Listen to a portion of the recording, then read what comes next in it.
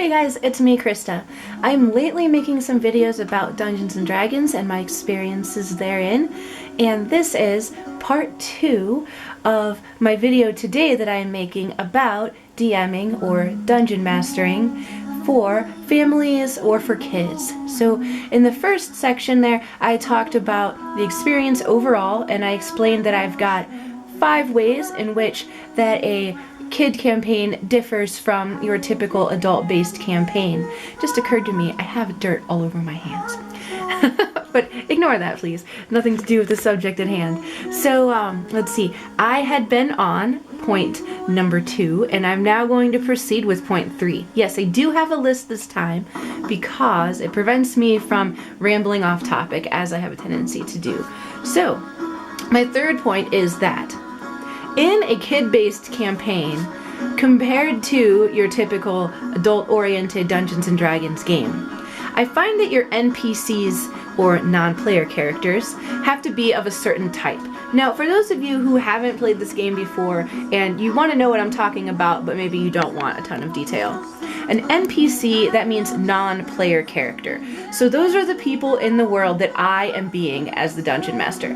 The folks that the players encounter. Now, a lot of those NPCs are going to just be like folks in the world, but some of them are adventuring NPCs, and those are the ones I mostly talk about because they're the ones that accompany the adventurers on their travels, at least for a period of time, if not for the entire campaign. So, I find that, sorry, I need to get my notes. I find that the NPCs in a kid-based game compared to an adult-based game should really be quirky, fun, and memorable. Now, for adult-based campaigns, of course, you can have a lot more serious, philosophical type of characters. You can have things that definitely go a lot deeper. But for kids, a lot of that might be lost on them depending on their ages, and then you're just going to feel like you're not getting to really play your character to their strengths. So you want a character that they're going to identify with, that they're going to find interesting. It doesn't have to be a likable character. They can be characters that a lot of the players hate. In fact, that can make it more interesting if they hate them. They can be ones that some folks hate and others they really love, and that makes it very interesting as well, a different dynamic. They definitely have to have, though, their quirks, little things about them that really stand out and kind of make it more fun as you go along. They don't have to be fun as in telling jokes and like ha ha ha, although they can be, but they have to be fun in a sense that they're kind of almost a caricature.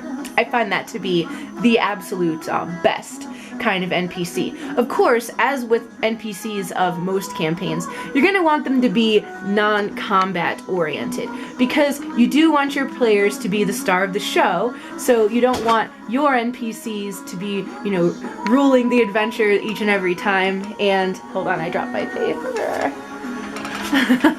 Alright, so you want to make sure that the players are getting to do most of the things, but the NPCs are in a supportive role. They're there to help out. And in a game with kids, as I said in the previous video, it's important that they develop personal attachments to some of the NPCs. The reason for that is to create a vested emotional interest in the goings-on, because kids have a rather short attention span, and if they don't care about the NPCs that are coming with them, then anytime an adventure has to do with them, or it's their turn, or there's a threat that is there, against your NPC, they're not going to necessarily care. They might wander away. They might go play a video game. They might get out their toys and start playing. They might just start randomly talking and disrupting your game. So you want to keep them focused. You want to make them care about the NPCs. And they're more likely to care about NPCs that have some kind of a relationship to them, whatever that may be. So I feel that you should try to figure out who they want to befriend. What type of characters are they most interested in? What types of relationships do they want to develop? Find that out and then create a character along those lines. Now, it doesn't have to be a character that only exists to amuse them. No, of course they will further the plot. So that's where your creativity comes in. But you want to make sure that your NPCs have something to do with your characters, because your game is really their game. It has more to do with them and their enjoyment than it does your own vision of some kind of fantasy world. Now, usually they will tell you if they want to have a certain kind of character. They will start saying that they want to have a girlfriend. They'll start saying that they want to have an apprentice. They'll start indicating what types of encounters they like, and that maybe you'll have an encounter where they really seem like they might like to have that character along for a longer time. You have to be open to that. You shouldn't say, no, I don't want those characters in this campaign, okay? You're gonna have the characters I tell you you're gonna have to interact with. Because, I mean, hey, you're there for their amusement and for them to have fun, right? So you're gonna want characters that are what they want to interact with. So I'm gonna show you a few, which I think are my favorites. Now, I've already talked about Lorma, who is our half-orc ranger, who is now the wife of one of our characters, Meh, the half-orc, who is played by a 9-year-old, and she is also the daughter-in-law of another of our player characters. So here are a couple of others that I wanted to talk about as good examples. So first of all, this guy here, we have Heckle Blacktongue. And Heckle Blacktongue, as you can see, is a jester. Now, he looks as though he could be just like an undead or a zombie jester, but in my game, he is a ghost. He's a spirit of a jester who was executed, supposedly, because his jokes were not well received.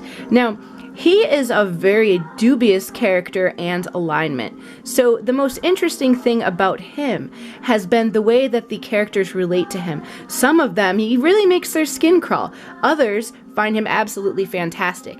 He is essentially a good friend now and companion of our one druid, who is our youngest kid in the group, the 8-year-old kid. And this kid has definitely been changing his alignment a bit. So his character is kind of flirting with the idea of becoming evil, and Heckle is encouraging him along that way. So it's creating some very interesting character interactions and plot development as this transpires. So the main thing that Heckle can do is, well, he likes to play pranks on people, as he says. And little by little, his pranks become darker and they become more dangerous for the party. But occasionally, he saves the party with another of his pranks. So he is really the force of chaos in our campaign. He has saved our players from dying on at least a few occasions because he's able to possess the bodies of enemies with a successful will save, or an unsuccessful will save on their part, and that allows him to go inside folks and do all kinds of things and wreak all kinds of mayhem, which sometimes is to our advantage and sometimes is definitely not. So the Force of Chaos is an amazing character to add. If you can stand chaos in your campaign, it will keep the kids laughing. He can also do very, very funny things. Like he can get inside of the familiars of different folks or inside of the folks themselves and have them do some very bizarre things, all kinds of antics. And yes, it kind of distracts from the central action, but it keeps everybody interested and at the table, and that's really what it's all about, not necessarily completing the adventure in some kind of sequential order. So our next NPC here that I wanted to mention, who is very quirky, is this guy here, Seshan Sunbelly. Now, if you look closely, you'll see he is a lizard folk, but he is wearing a helmet that is made of the bones of a triceratops.